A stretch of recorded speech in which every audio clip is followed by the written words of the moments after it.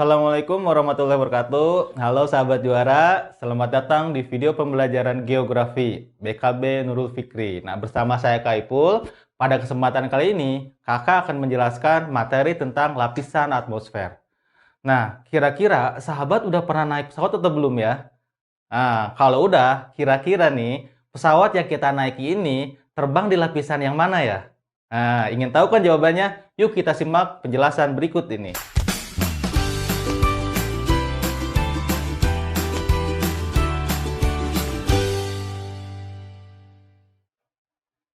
Nah, sahabat juara, jika atmosfer dibagi berdasarkan keadaan temperaturnya, maka lapisan atmosfer akan dibagi menjadi beberapa bagian.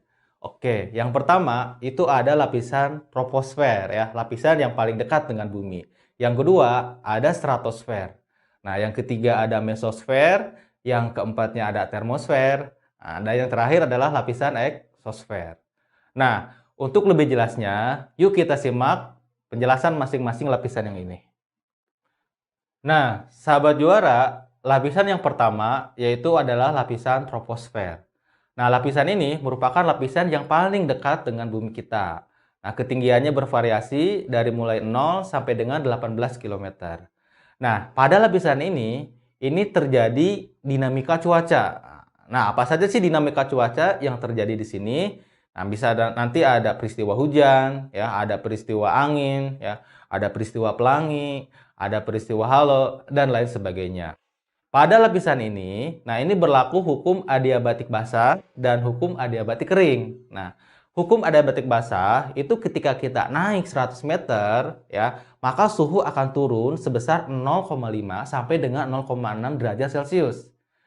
Nah, sebaliknya, kalau hukum adiabatik kering, nah ketika kita turun 100 meter, justru suhunya akan naik sebesar 1 derajat Celcius.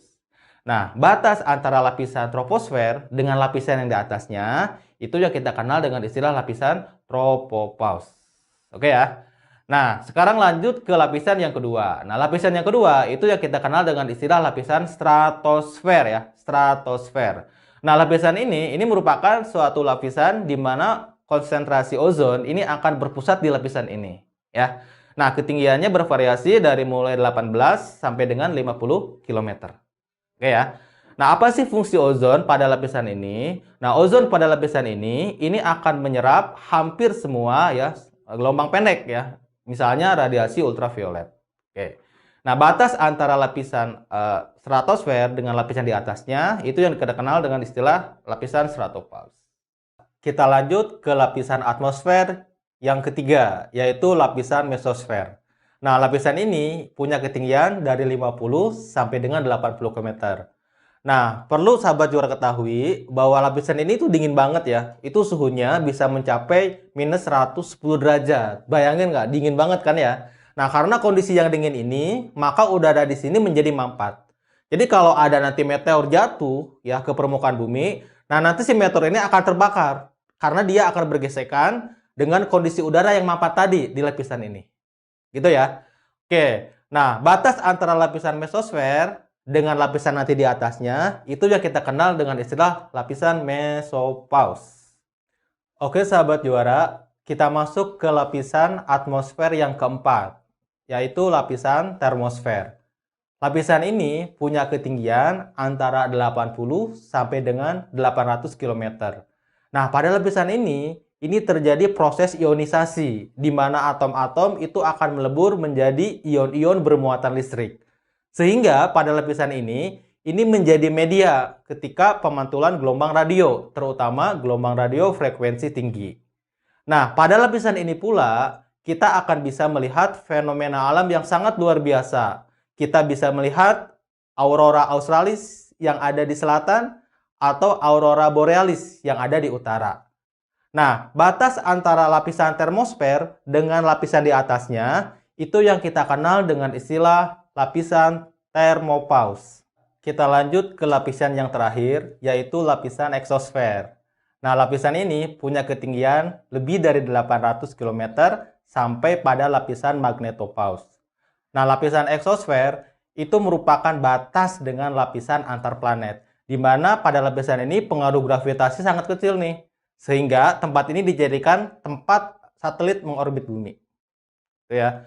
Oke, selain berdasarkan temperatur atau berdasarkan suhu, nah ternyata atmosfer itu bisa dibagi berdasarkan sifat radioelektriknya.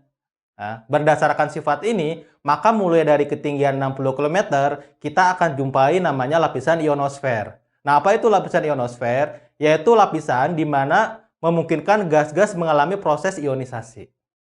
Ya, lapisan ionosfer itu punya 3 lapisan utama. Yang pertama ada lapisan D, yang kedua ada lapisan E, dan yang ketiga ada lapisan F. Untuk memahami lebih lanjut materi tentang lapisan atmosfer, berikut akan ditampilkan contoh soalnya. Untuk menghindari gangguan cuaca, maka pesawat komersil akan terbang di lapisan titik-titik. Option A, troposfer. Option B, stratosfer. Option C, mesosfer. Option D, termosfer. Option E, eksosfer. Sahabat juara, kira-kira jawabannya apa ya? Oke, betul ya. Jawabannya adalah stratosfer. Nah, kenapa sih jawabannya stratosfer?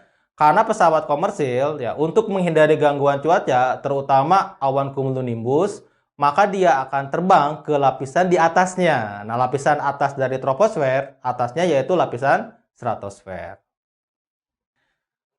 Demikianlah sahabat juara penjelasan tentang materi struktur lapisan atmosfer. Terima kasih sudah menyaksikan video pembelajaran geografi dari BKB Nurul Fikri.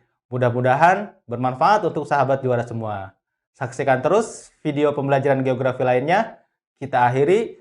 Alhamdulillahirrahmanirrahim. Wassalamualaikum warahmatullahi wabarakatuh.